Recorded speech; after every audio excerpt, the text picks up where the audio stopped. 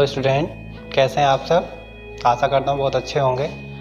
देखिए, काफ़ी दिन से बच्चों की क्वेरी आ रही थी कि सर फर्स्ट क्लास के वीडियो में प्रोवाइड कराइए, तो मैं आपको फर्स्ट क्लास से जो आपका चैप्टर है ये चैप्टर 5 द्रव्य की अवस्थाएं, और इसमें गैस द्रव दो अवस्थाएं आपके कोर्स में हैं, उनको डिस्कस करेंगे। तो सबसे पहले मैं आपको बताना चाहूँगा द्रव्य क्या होता है। आपने 6th स्टैंडर्ड से आप इसको पढ़ के आ रहे हो, फिर मैं उसको दोबारा रिपीट करूँगा। देखिए, द्रव्य क्या होता है। अब द्रव्य वह है जो आपको स्थान घेरता है, जिसमें भार होता है, द्रव्य होता है। या मैं कह दूँ, जो भी आप जिस चीज़ को भी आप अपने चारों तरफ देख रहे हो, जो कुछ भी आपको दिखाई दे रहा है वो सब द्रव्य है। अब चाहे मैं आपको कह दूँ, आप मान लो रूम में बैठे हो, सामने आपको दीवार दिख रही हो, या पंखा दिख रहा हो, या बाहर हमारा खुले में हो तो खुले में आपको चारों तरफ अपने पेड़ पौधे या आकाश, विभिन्न प्रकार की जो भी चीज़ें दिख रही, सब आपकी ये क्या है, ये हमारे द्रव्य हैं। तो अब उसके बाद होता है कि जब ये सभी द्रव्य हैं तो ये क्या पानी भी द्रव्य होगा? हाँ, पानी भी द्रव्य होगा, द्रव्य है। और जब कोई ठोस पदार्थ हो वो भी द्रव्य होगा। जो इतनी गैसेज होती हैं ये भी द्रव्य होती हैं। तो पता द्रव्य कितनी प्रावस्थाएं होती हैं उसको हम डिस्कस करेंगे। पहले तो स्टार्टिंग हम करेंगे द्रव्य से, ठीक है। तो द्रव्य की हमने कितनी प्रावस्थाएं पढ़ी हैं? द्रव्य की हमने जो प्रावस्थाएं पढ़ी अभी तक हम पढ़ के आए हैं, एक तो देखो उसमें हमने क्या पढ़ा था, ठोस, ठीक है। एक प्रावस्था इसकी ठोस होती है, दूसरी प्रावस्था जो होती है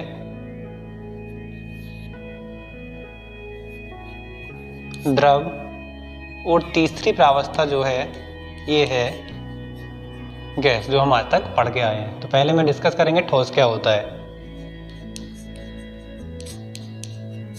तो देखिए, ठोस क्या होता है। ठोस द्रव्य की वह अवस्था है जिसका आयतन और आकार निश्चित होता है। जैसे आपकी मैं मेज की बात में कर लूँ, मेज का जो अगर आप देखोगे क्या उसका आकार निश्चित नहीं होता। मेज का आकार निश्चित होता है, कभी भी आप उसको परिवर्तित कर सकते हो क्या। मान लो मेज, मैं कह दूं आपकी जो मेज का साइज है, आप देख रहे हो कि उसकी जो हाइट है ये आपकी 3 फीट हाइट है उसकी, और 5 फीट उसकी चौड़ा ब्रीथ हो गई, और लेंथ जो उसकी ये आपकी 6 फीट है। क्या उसके आकार को परिवर्तित कर सकते हो? या सीधा मैं कहूँ, जो उसका आकार है वो मेज के आकार की है, क्या उसको आप कुर्सी बना सकते हो? सुन के हंसी आ रही होगी। तो ये कुर्सी में परिवर्तित नहीं होगी। तो ये जो हमारा हो गया, क्या होगा, इसका आकार क्या होगा, निश्चित है। मेज है तो मेज है ये। अब उसके बाद इसके आयतन की बात मैं करूं, जितना मेज आप कहीं भी इसको रख दो, चाहे इस कमरे में रख दो, दूसरे कमरे में ले जाके रख दो, या कहीं से कहीं तक भी आप इसको ले जाके रख दो, या आयतन कितना घेरेगी, जितना इसकी लंबाई चौड़ाई गुणा ऊंचाई होती है। आयतन निकालते हैं ना किसी चीज़ का, जैसे आयतन निकालेंगे तो आयतन क्या होगा, मान लो ये किसका हो जाएगा, लंबाई गुणा चौड़ाई गुणा ऊंचाई। तो ठीक है, आप इसमें कोई परिवर्तन कर सकते हो क्या? मेज की लंबाई चौड़ाई ऊंचाई घटा सकते हो क्या आप?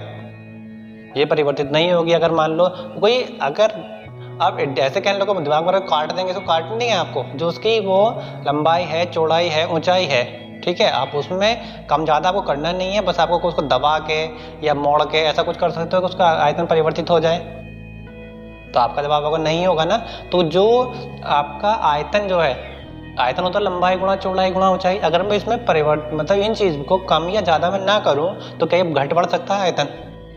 मतलब लंबाई में कह दूं पहले 5 है, और चौड़ाई इसकी 6 है, और ये ऊंचाई जो इसकी 3 है, ठीक है। अगर मैं इनमें परिवर्तन ना करूँ तो क्या ये आपका आयतन परिवर्तित होगा? नहीं होगा। अगर मैं कोई परिवर्तन करूँगा ही नहीं, मान लो इसको 5 की जगह मैं 6 करूँगा तो परिवर्तित हो जाएगा। लेकिन अगर मैं इसको परिवर्तित ना करूं, परिवर्तन करूं ही नहीं, तो आपका आयतन परिवर्तित नहीं होना। तो फिर दूसरा, मैं आपको पहले की वैसे ही देसी उसमें बता रहा हूं कि अगर मेज को आप उठा के इस कमरे में रख दो या दूसरे कमरे में रख दो, या छत पे ले जाके रख दो या फील्ड में ले जाके रख दो, ये तो जितना इसकी लंबाई चौड़ाई ऊंचाई है उतना आयतन घेरेगी।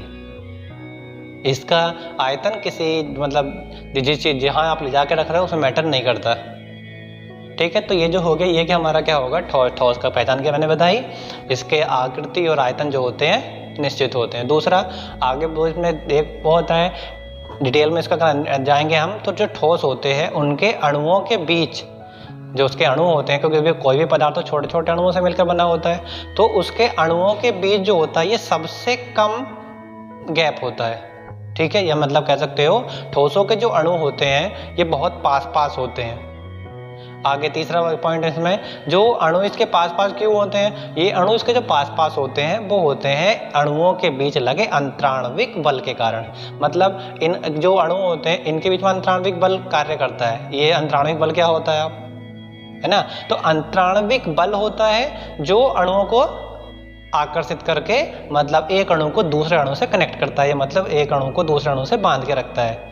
अगर ये अंतराण्विक बल नहीं लगा हो किसी भी आपका किसी भी प्रावस्था में तो अणु पास पास नहीं होंगे। अणु अगर पास पास नहीं होंगे, जैसे मान लो कोई पदार्थ है मेरे हाथ में, मैं कहता हूँ चौक ही है ये, अब चौक इतना बड़ा टुकड़ा है ये आपका छोटे छोटे पार्टिकल से मिलकर बना है। अब मैंने क्या कह दिया, वो पार्टिकल क्या है, आपके अणु हैं, ठीक है। अब अणु अगर ये पार्टिकल किसी बल के द्वारा या किसी ऐसी कोई चीज हो या जिसके द्वारा ये एक साथ है, अगर वो चीज के बीच में ना हो तो क्या पार्टिकल एक साथ आप जोड़ पाओगे? सीधा सा है। मैं एक दूसरा उसमें बताऊं, अगर जैसे मान लो आपका आपका फ्रेंड है तो उसके साथ आपका कॉम्बिनेशन है, अगर आपका उसके साथ मतलब कोई स्ट्रेंज आपका वो व्यक्ति है उसके साथ आपकी दोस्ती है तो आप आस पास हो, आपके आराम से संबंध अच्छे हैं, आप घनिष्ठ मित्र हो या मतलब क्लोज फ्रेंड हो, और अगर आपसे कोई जानता ही ना हो, बीच में कोई रिलेशन ही नहीं आपके बीच में ना हो, तो अगर एक इधर मुंह करके बैठेगा तो दूसरा हो सके इधर को मुंह करके बैठे, है ना। तो जो ठोस होते हैं उनके अणुओं के बीच अंतराण्विक बल इतना ज़्यादा होता है कि इसके अणु जो होते हैं बहुत पास पास होते हैं, वो बहुत पास पास होते हैं, तो इसीलिए इनके जो आकार और आयतन होते हैं ये दोनों निश्चित होते हैं, ठीक है। अब अंतराण्विक बल क्या है, वह बल जो किसी पदार्थ के अणुओं को आपस में बांध के रखता है अंतराण्विक बल कहलाता है। तो इस तरह से हमारा क्या होगा, ठोस आपकी अवस्था क्लियर हो गई। अब दूसरी अवस्था हम पढ़ेंगे द्रव। अब द्रव क्या होते हैं, आपने देखा भी होगा कुछ द्रव, तो जैसे आप जानते हो पानी है, द्रव है, और कोल्ड ड्रिंक हो जाए या आप घर पर दूध पी रहे हो, कॉफी है, चाय है, सब ये क्या हमारे द्रव है। तेल है, ये भी द्रव है। तो जो अब इनको आपने एग्जाम्पल तो आपको मिल गया, ये द्रव है। अब द्रव क्या होते हैं पता तो होना चाहिए आपको, द्रव होते क्या है, एक तो एग्जाम्पल तो आपको पता है ये द्रव है। अब द्रव होते क्या है, देखो वे पदार्थ जिनका आयतन तो निश्चित होता है लेकिन आकार निश्चित नहीं होता, द्रव कहलाते हैं। अब कैसे, आयतन और आकार कैसे में इसमें डिफरेंस कैसे करेंगे हम, देखो अगर मान लो आपके पास 1 लीटर दूध है, आयतन कितना उसका, वॉल्यूम कितना हो गया, 1 लीटर दूध है। अब मैंने क्या किया, 1 लीटर दूध था, पहले आपका जो दूध था एक मग में था, ठीक है। आपका कोई मग आपके हाथ में था, आपने जैसे मान लो आप कहीं शॉप से या कहीं से भी आप दूध लेके आए हो, वो उसमें किस में लेके आए, मग में दूध लेके आए, वो कितना आपके पास 1 लीटर दूध है, ठीक है। अगर मैं उस दूध को किसी बाल्टी में पलट दूं, क्या उसका आयतन परिवर्तित होगा? अगर आपके पास 1 मग दूध था, आपने उस दूध को उठाया और बाल्टी में पलट दिया, क्या अब आपका यह आयतन परिवर्तित होगा? तो आयतन परिवर्तित नहीं होगा। क्यों? आपके पास 1 लीटर दूध था, आपने क्या किया, उसको उठा के बाल्टी में डाल दिया, इतना ही तो किया, कोई अलग से कुछ नहीं किया आपने, ना तो उसको अलग फेंका, नहीं कुछ का, सीधा उठा के बाल्टी में डाल दिया। तो बाल्टी में जाने के बाद भी तो 1 लीटर रह गया, वो बाल्टी में जाने के बाद भी तो 1 लीटर रह गया ना। जैसे मैं अभी आपको पहले उसमें हमने किया था ठोस में क्या था, मेज को उठा के कहीं भी डाल रहे थे, आयतन क्या हो रहा था, निश्चित हो रहा। क्यों? मेज जैसे है वैसे आपके उसी फॉर्म में आगे जा रही थी। मान लो इस कमरे में तो भी इसी फॉर्म में है, इसी शेप में है, ये दूसरे कमरे में लेके जाऊंगा तो भी इसी शेप में होगी। जितना ये जगह यहाँ पे घेर रही है उतनी जगह वहां जाके घेरेगी, तो आयतन निश्चित हो रहा था। अब ऐसे द्रव है, जितना 1 लीटर आपके पास द्रव था, मैंने मान ला दूध था 1 लीटर, अगर वो मग में था तो भी 1 लीटर था, और अगर बाल्टी में डाल दिया तो भी कितना है, ये 1 लीटर है। तो आयतन तो निश्चित हो गया। अब कह दो आकार कैसे परिवर्तित हुआ। देखो आकार परिवर्तित तो होगा, पहले मग में था दूध आपका, तो आकार कैसे होगा उसका। जैसे मान लो गिलास में पानी है तो उसका आकार कैसे होता है, गिलास के अंदर पानी होगा, ये मैं कह दूं आपका गिलास है ये, इसके अंदर मैंने पानी भरा तो इसका आकार कैसा होगा, जैसा आपका गिलास होगा इसी तरह से तो होगा। मान लो हो सकता है आप गिलास मान लो नीचे से आपका ये नीचे कम चौड़ा है, ऊपर ज़्यादा चौड़ा है, तो आकार कैसा हो जाएगा, पानी का भी ऐसे होगा। और कोई आपके पास ऐसा बर्तन है जो आपका इस फॉर्म में है, जैसे आपके फ्लास्क होते हैं लेबोरेटरी में, इस तरह से हो जाए तो उसका आकार कैसा हो जाएगा, पानी भरोगे तो इस तरह से आकार हो जाएगा, ठीक है। तो आपका इस तरह से हो गया। इसी पानी को मान लो जैसे मग में पानी था तो मग तो इस तरह से था, मैंने उसको फ्लास्क में डाल दिया तो आकार कैसे हो गया, अब तो ये आकार हो गया इसका। और यहाँ आकार कैसा था, ये आकार था, है ना। इसी पानी को मैंने उठा के इसमें डाला है, बस इतना। जैसे मान लो 1 लीटर पानी था तो 1 लीटर उठा के मैंने इसमें डाल दिया, आकार तो इसकी तरह से हो जाएगा। फिर दूसरा, जैसे मान लो आपके पास मग में पानी था तो आकार कैसा, मग के जैसा। डाल के इसमें बाल्टी में डाल दे तो आकार कैसे हो जाएगा उसका, बाल्टी के जैसा। सीधी सी बात है, जैसे आपका जिस बर्तन में जा रहा है उसी का आकार ही ले लेता है। आप बाल्टी से उठा के पानी को किसी टब में या उसमें डाल दो आप बड़े बर्तन में, तो आकार कैसे ले लेगा, उसके जैसा ले लेगा ये तो द्रव हमारे क्या होंगे, वे पदार्थ जिनका आयतन तो निश्चित होता है लेकिन आकार निश्चित नहीं होता, तो हमारे क्या कहलाते हैं, द्रव कहलाते हैं। अब इनके कुछ गुण आगे हम प्रॉपर्टी पढ़ेंगे। देखो जैसे हमने ठोसों में क्या पढ़ा था, ठोसों में पढ़ा था कि उनके जो अणु होते हैं बहुत पास पास होते हैं, है ना। तो इसमें जो रहेगा, द्रवों के अणु जो होते हैं ठोसों से तो दूर, ठीक है। ठोसों के जितना पास नहीं होते, जैसे ठोसों के जितने पास होते उतने पास नहीं होते ये, तो ठोसों से तो दूर किंतु गैसों से पास होते हैं। गैसों के दूर होंगे और गैसों से क्या होंगे यार, ये पास होंगे। मतलब क्या रहेगा, जैसे ठोस वे पदार्थ होते हैं जिनके अणु कुछ दूर दूर होते हैं और जिनके आकार अनिश्चित और आयतन निश्चित होते हैं, हमारे क्या कहलाते हैं, द्रव कहलाते हैं। एक पॉइंट इसमें हम जोड़ेंगे कि जो हमारे द्रव हैं उनके अणुओं के बीच अंतराण्विक बल ठोसों की अपेक्षा कम लगा होता है, क्योंकि कम होता है तभी अणु क्या होते हैं, ये दूर दूर होते हैं। जितना इनके बीच में जो अंतराण्विक बल है, या कह दूं आपका इंट्रामोलिकुलर फोर्स है, जितना ये ज़्यादा होगा उतना क्या होगा, अणु पास पास होगा। ऐसे सीधे आपके जितनी आपके फ्रेंड के साथ क्लोजिंग होगी, जितना आपका रिलेशन अच्छा होगा उतना क्या होगा, आपकी क्लोजिंग होगी जितना रिलेशन अच्छा है। और जैसे आप उसको मतलब कह लगो आप उसको समझते नहीं हो कुछ, मतलब जो आप उनका सेंस है, किसी बात को कह रहे हैं आप उसको इग्नोर कर रहे हो, तो क्या उस चीज़ में आपका रिलेशन अच्छा होगा, नहीं होगा। तो रिलेशन अगर मजबूत करना तो क्या करना पड़ेगा,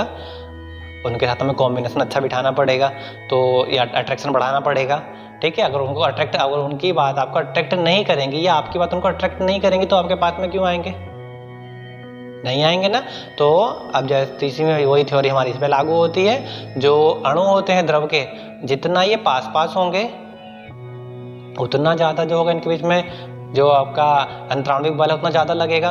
तो इनके जो अणु होते हैं द्रव के, उनका अंतराण्विक बल ठोसों से कम किंतु गैसों से ज़्यादा होता है। इसीलिए इनके अणु जो होते हैं वो ठोसों से दूर, ठोसों की अपेक्षा दूर, और द्रव गैसों की अपेक्षा हमारे पास होते हैं। तो ये जो हमारे हो गए क्या, द्रव। अच्छा फिर देखो एक डिफरेंस अगर उसमें बात मैं करूं तो देखो द्रव के अंदर क्या होता है, एक प्रवाह का गुण होता है। प्रवाह का गुण कैसे, ये जो इनका प्रवाह होता है अप साइड से डाउन साइड की ओर होता है। जैसे मान लो पानी को अगर आप ऊपर से डालोगे तो कहाँ आएगा, बह के नीचे की तरफ आता है। तो इसमें जो होता है द्रवों में प्रवाह का गुण होता है। और दूसरा जो ठोसों में होता है, ठोसों में तो कोई प्रवाह नहीं होता। मान लो मेज है, अगर मैं इसको रखूँ तो कोई प्रवाह इसमें होगा क्या, नहीं होगा। तो ठोसों में प्रवाह का गुण नहीं होता, लेकिन द्रवों में जो होता है प्रवाह का गुण होता है, ठीक है। तो इसके बाद हम तीसरी प्रावस्था पढ़ेंगे। तीसरी प्रावस्था क्या है, गैस। अब गैसीय प्रावस्था पर डिस्कस करेंगे। तो गैसीय प्रावस्था क्या होती है, देखो द्रव्य की वह प्रावस्था जिसमें आकृति और आयतन दोनों अनिश्चित होते हैं, मतलब दोनों में कोई फिक्स नहीं होता, ना तो आकृति फिक्स होती है और ना ही आयतन फिक्स होते हैं। उदाहरण के लिए आप लोग जैसे बहुत सारे गैसेस पता होगी, ऑक्सीजन आप रेगुलर अपन मतलब सांस में यूज कर रहे हो, CO2 आप एक्सेस कर रहे हो बार बार, ठीक है। तो ये दोनों गैसेज हो गई। ये आपके पौधे हमारे जो लेते हैं नाइट्रोजन लेते हैं, ठीक, नाइट्रोजन हो गया जो उनके मतलब खाना बनाने के लिए कैसे ना प्रकाश संश्लेषण है, उसमें हमारा CO2 लगती है और नाइट्रोजन की भी उनको जरूरत होती है, ठीक। तो पौधे जो हमारे CO2 को प्रकाश संश्लेषण क्रिया में क्या करते हैं, CO2 को ऑब्जर्व करते हैं, मतलब उसको अवशोषित करते हैं, और जो ऑक्सीजन उसको निष्कासित करते हैं, ठीक है। तो ये हमारे गैसेस, बहुत सारी गैसेस होती हैं, हाइड्रोजन है, क्लोरीन है, ऑक्सीजन है, और कार्बन डाइऑक्साइड हो गई, कार्बन मोनोऑक्साइड हो गई, और नियोन हो गई, हीलियम हो गई, बहुत सारी गैसेज हैं ऐसी है, ठीक है। तो इनका क्या होता है, मैं आपको बता, जो गैसेज हैं इनका क्या होता है, इनका ना तो आयतन निश्चित होता है ना ही इनका आकार निश्चित होता है। अब कैसे, इनको कैसे प्रूव करेंगे हम, देखो अभी मान लो आपके पास एक गैस है, कोई सी भी गैस मान लो, मैंने कह दिया आपके पास जो है ये मीथेन सिलेंडर है, मीथेन का सिलेंडर जो कोई घर में नॉर्मल यूज होता है, LPG सिलेंडर वो है। अभी उसका जो आयतन होगा वो कितना होगा, देखो अभी गैस है, गैस का तो आयतन होगा वो कितना होगा, गैस के आयतन के जो हमारा जो सिलेंडर उसके आयतन के बराबर तो होगा।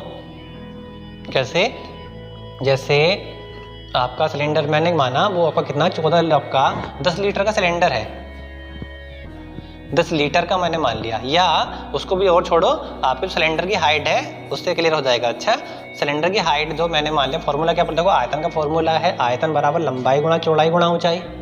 ठीक है, तो मैंने क्या मान लिया, सिलेंडर की जो ऊंचाई है आपकी ये मैंने मान ली 2 फीट। ठीक है, और जो चौड़ाई है ये मैंने मान ली 1 फीट, और जो ऊंचाई है इसकी ये है आपकी 3 फीट। ठीक है, तो आयतन कितना आएगा, आप कह दोगे 2 गुना 2 और 3 6। ठीक है, 6 फीट 6 फीट क्यूब आ जाएगा ये।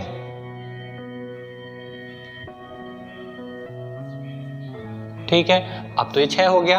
अब इसी गैस को आपने देखा कभी ऐसे होता है जैसे कमरे में कोई गैस लीक हो जाए तो क्या होगा, कमरा बंद है और कमरे में गैस लीक हो जाए तो क्या कोई कमरे का कोई कोना ऐसा होगा जिसमें गैस ना पहुंचे।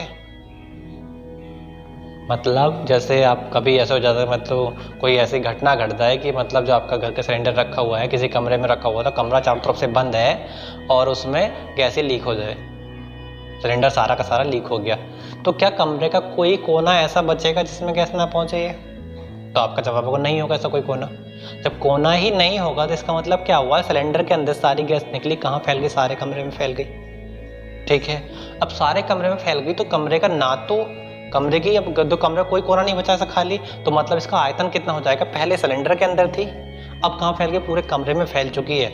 ऐसा नहीं है कि कमरे में ऐसे हो जाए कि मतलब जो सिलेंडर के अंदर जो उसका वो आकार था वो सिलेंडर की तरह से था, आकार में अब कमरे की तरह से हो गया, या आयतन कह दो वो आपका जो आयतन था ये आपका 6 फीट था, 6 क्यूब फीट था, तो ये आपको कमरे में किसी कोने में 6 क्यूब फीट घेरेगी, ऐसा नहीं होता ना, सारे कमरे को घेरती है। अब कमरे की हाइट अगर जो मैं बात में करूँ तो कमरे की हाइट 2 फीट तो होगी नहीं, कमरा तो बड़ा है, मैंने मान लिया कमरा आपका 10 फीट उसकी लेंथ है और 8 फीट उसकी ब्रेथ है और जो 12 फीट जो है उसकी हाइट है, ऐसा कोई कमरा है। तो अब क्या देखो, क्या इसमें डिफरेंस नहीं आएगा, ये तो यहाँ 6 फीट और यहाँ कितना हो जाएगा, ये 960 क्यूब फीट, मतलब फीट क्यूब हो जाएगा ये। तो ये जो हो गया, तो यहाँ से तो क्या क्लियर हुआ, यहाँ से तो ये क्लियर हुआ कि देखो कहाँ 6 फीट और कहाँ 960 हो रहा है ना, तो ये तो बहुत ज़्यादा हो गया। तो इसका मतलब क्या हुआ, आयतन तो इसका निश्चित नहीं रहा। क्यों, आयतन पहले कितना था, पहले जो आयतन था इसका, पहले ये घेर रही थी आपका 6 फीट क्यूब और अब कितना घेरी 960 फीट क्यूब है ये, तो हमारा जो हो गया आयतन तो इसका निश्चित नहीं रहा आगे।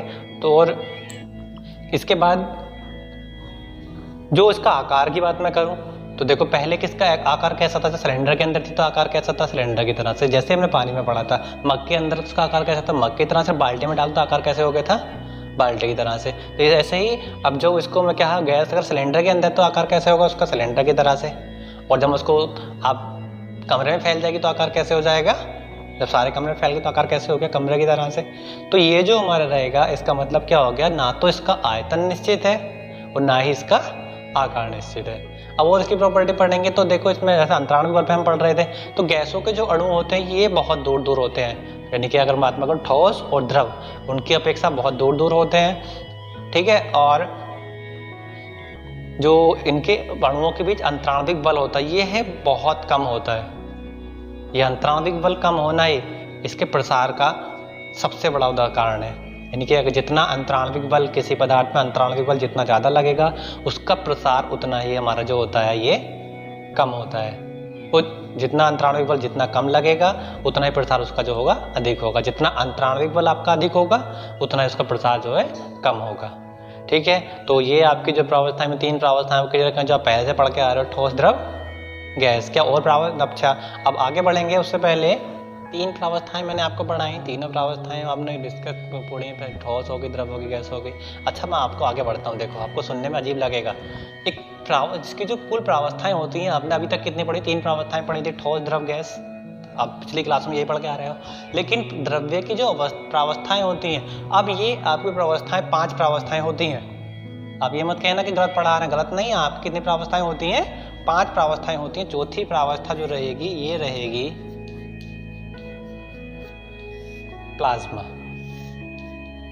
ये क्या होता है प्लाज्मा, तो देखो, ये जो प्रावस्था है, इस प्रावस्था को मानते हैं कि ये प्रावस्था जो है ये आपके द्रव्य की चौथी प्रावस्था है और ये जनरली जो मिलती है अत्यंत उच्च ताप पर पाई जाती है। जैसे मैं कह दूं आपका सूर्य, आपके बहुत सारे ग्रह हैं जो गर्म ग्रह, जैसे मैं आपको बुध हो गया, या मैं सीधे कहता हूँ सूरज, सन है आपका, सूर्य है, तो ये उन स्थानों पर जो हमारी ये प्रावस्था पाई जाती है, मतलब जहाँ उच्च ताप होगा, तब बहुत उच्च ताप होगा, उस पर उच्च ताप पर ये प्रावस्था हमारी पाई जाती है। तो ये जो हमारी बनी हुई जो है ये आपका धनावेशित धनायनों, धनायन जैसे हमारा सोडियम धनायन हो गया या मैग्नीशियम धनायन हो गया, इस तरह के जितने भी आपके धनावेशित कण हैं, ये धनावेशित कण और जो असामान्य गुणधर्म वाले तत्व होंगे, जिनका मतलब जो आपके ऐसे कुछ तत्व होंगे उनकी प्रॉपर्टी सबसे अलग है, मतलब कोई फिक्स नहीं है कि मतलब जैसे कुछ धातु ऐसे ना तो तुमको ये पता क्षार धातु है या अधातु है या अर्धचालक है, चालक है, जिसका मतलब कोई नहीं पता कि उनकी कोई प्रॉपर्टी क्लियर वो नहीं है, जिसको ये नहीं मतलब असामान्य, उसको मैं सीधे सीधे कह रहा हूँ, असामान्य जो आपकी प्रकृति वाले तत्व है ये उनसे मिलकर बनी हुई है। तो जो हमारी प्लाज्मा अवस्था रहेगी ये जो आपकी द्रव्य की चौथी अवस्था है, जो उच्च ताप पर, जैसे बहुत उच्च ताप पर, तो किसी विद्युत विसर्जन नलिका हो जाए या फिर जो आपके सन हो गए, जो आपके ग्रह हैं, गर्म ग्रह, उन पर जो हमारी ये प्रावस्था पाई जाती है। ठीक है, तो अब ये गर्म पे हो गई। उसके बाद एक पांचवी प्रावस्था आती है बोस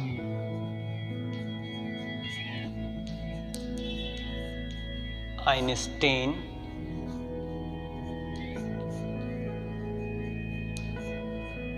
कंडेंसेट। ठीक है, बोस आइंस्टीन कंडेंसेट। दिमाग में आ रहा हो सर ये कैसी प्रावस्था, ये तो मैं सुनकर नाम से लग रहा था तो किसी का नाम हो, तो हाँ भाई नाम है ये नाम क्या है, इसमें दो साइंटिस्ट जो है हमारे हैं, एक तो एल्बर्ट आइंस्टीन का आप नाम सुनते ही आ रहे हो, उनके जैसा तो कोई साइंटिस्ट मैं कह सकता हूँ, इतने आईक्यू वाला साइंटिस्ट आपको नहीं मिलेगा, सबसे ज़्यादा आईक्यू था उनका, और आगे तो फ्यूचर का तो मैं कह नहीं सकता, लेकिन अभी तक तो शायद आपने नहीं सुना कोई होगा। तो ठीक है, तो ये जो आपका वो आपके एल्बर्ट आइंस्टीन और हमारा जो भारतीय वैज्ञानिक थे सत्येंद्र बोस, इन दोनों ने मिलकर क्या किया, इन दोनों ने मिलकर द्रव्य की पांचवी प्रावस्था को नाम दिया। और ये प्रावस्था हमारी इन्होंने क्या बताया कि ये प्रावस्था जो होती है ये इसकी पांचवी प्रावस्था होती है, ये जो हमारी मिलती है आपका परम शून्य ताप होता है। परम शून्य ताप कितना होता है मैं आपको बताऊं, परम शून्य ताप होता है आपका -273 डिग्री सेंटीग्रेड। ठीक है, -273 डिग्री सेंटीग्रेड। तो -273 डिग्री सेंटीग्रेड जो होता है परम शून्य ताप होता है। तो इन्होंने ये माना था कि जो हमारा परम शून्य ताप होता है उस ताप पर यह अवस्था हमारी पाई जाती है।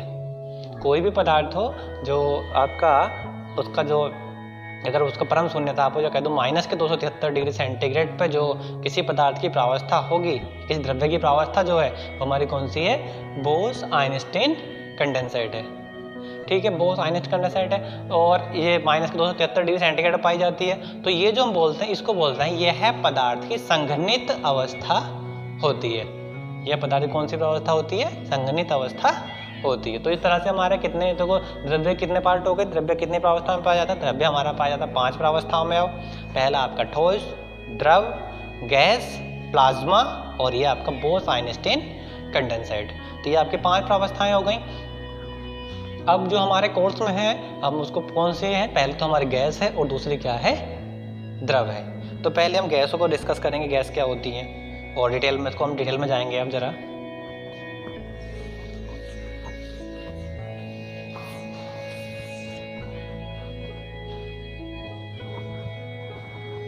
देखिए हम प्रावस्था पढ़ेंगे। अब गैसीय प्रावस्था। ठीक, तो गैसीय प्रावस्था क्या है, देखो यह द्रव्य की सबसे सरलतम प्रावस्था है। यह है द्रव्य की सबसे सरलतम प्रावस्था है। सबसे सरलतम प्रावस्था है क्यों, क्योंकि इसके जो अणु होते हैं ये हमारे क्या होते हैं, अपने अभी मैंने बताया था आपको, अणु जो होते हैं इसके दूर दूर होते हैं। ठीक है, अणु दूर दूर होते हैं, अंतराणु बल इसके हमारा जो होता है सबसे कम होता है। तो कि जो आपके अणु दूर दूर होंगे तो इसकी कैसी प्रावस्था हो जाएगी, हमारी सरलतम प्रावस्था है। इसमें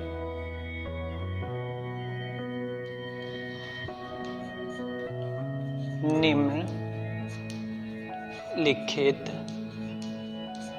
लक्षण पाए जाते हैं।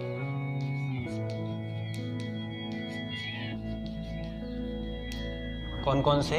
देखो, पहला रहेगा इसमें प्रसार। प्रसार का मतलब क्या होता है? अगर हम गैसों को किसी कमरे में खुला छोड़ दूं, यानी कि मैं कमरे में लीक हो जाता तो कहते कमरे में फैल जाती है, मतलब इसका क्या होता है? प्रसार हो जाता है। सारे फैलने का प्रसार तो हो गया ये। तो इसके अंदर क्या होता है? प्रसार जो होता है ये हमारा सारी प्रावस्थाओं में सबसे अधिक होता है। तो हम लिख देंगे गैसों में प्रसार का गुण पाया जाता है। ठीक है। और दूसरा प्रवाह। प्रवाह का मतलब क्या होता है? बहना। क्या गैसों में बहने का गुण होता है? तो ये देखो, जैसे द्रव होते हैं, द्रव की क्या होता है? द्रव में जो होता है आपका प्रवाह अपर साइड से डाउन साइड होता है। अगर मान लो ऊपर से आप बहाओगे नीचे आएगा पानी, नीचे तो ऊपर नहीं जाता ना। तो इसमें क्या होता है? जो गैसें होती है इनका जो प्रवाह होता है चारों दिशाओं में होता है। किसी भी छोड़ दो, सारों में फैलेंगी ये। तो लिख देंगे हम इनका प्रवाह चारों दिशाओं में होता है। ठीक है। और तीसरा संपीड्यता। संपीड्यता। संपीड्यता क्या होती है? किसी चीज को मैं दबाऊं, ठीक है, उसका जो आकार जो है, मतलब जैसे मैं दबाऊं और कुछ देर उसको दबाऊं तो उसका आकार परिवर्तित हो जाए और छोड़ो तो फिर से अपनी अवस्था में पहुंच जाए। ऐसे हो गया ना, जैसे मान लो कोई किसी चीज पर प्रेशर आप डाल रहे हो। मैं तो कहूँ बैलून होता है, जैसे बैलून आपके हाथ में है, अब बैलून के अंदर आपने क्या भरा? गैस भरी हुई है। अब गैस भरी हुई, आपने हल्के उसमें गैस आप उसको दबाओगे तो बैलून दब जाएगा। अब जैसे दबा तो उसको संपीड़ित हो गया, मतलब उसका जो आकार हो गया, मतलब जो वो है आपका ऐसा हो गया, छोटा हो गया। अब छोड़ दिया, वापस से फूल जाएगा, पूरा बड़ा हो जाएगा। तो जो मतलब क्या है, ये जो हमारा कहलाता है गुण क्या कहलाता है? संपीड़ित। मतलब किसी के अगर उसको किसी को दबा के या दाब के द्वारा हम उसके आकार को परिवर्तित कर सकें तो हमारा क्या कहलाता है? संपीड़िता। तो गैसों में जो होती है संपीड़िता हमारी सबसे अधिक होती है। तो हम लिख देंगे गैसों में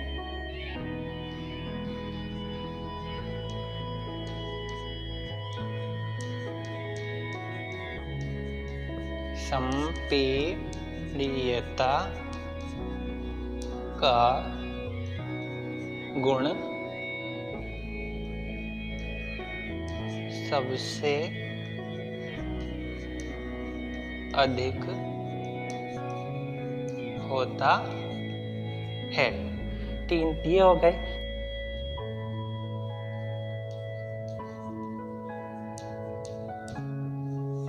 विसरण। विसरण क्या है? देखो, गैसों में जो होता है ये आपका विसरण का गुण पाया जाता है। विसरण का मतलब, जैसे मैं कह दूं आपका कोई एक झिल्ली बीच में लगा दूं, इसके हम एक साइड से भी निकल जाएं और दूसरी साइड से भी आ जाएं, यानी कि 2 गैसेज हो जाएं, 2 गैसेज आपकी हो और उनको मैं कर दूं किसी आप बीच में कोई झिल्ली लगा के, जैसे आपके अर्ध पारगम में झिल्ली होती है, पारगम में झिल्ली हो जाए, कोई बीच में मैंने लगा दी और उसके एक साइड पे जैसे मान लो CO2 हो जाए, एक साइड पे आपका ऑक्सीजन हो जाए। अब इनको जैसे जब इनको जैसे मतलब कंडीशन बनेगी तो ये क्या करेंगी? ऑक्सीजन इधर ट्रांसफर होनी स्टार्ट हो जाएगी झिल्ली पार करके, और जो CO2 होगी वो हमारी इस साइड पार होनी स्टार्ट हो जाएगी। एक टाइम ऐसा आएगा दोनों एरिया में, चाहे इधर वाला एरिया भी और इधर वाला एरिया भी, दोनों में जो जाएगा हमारा सांद्रण, चाहे वो CO2 और ऑक्सीजन का सांद्रण कैसे हो जाएगा? बराबर हो जाएगा। तो ये हमारा क्या कहलाता है? विसरण। तो गैसों में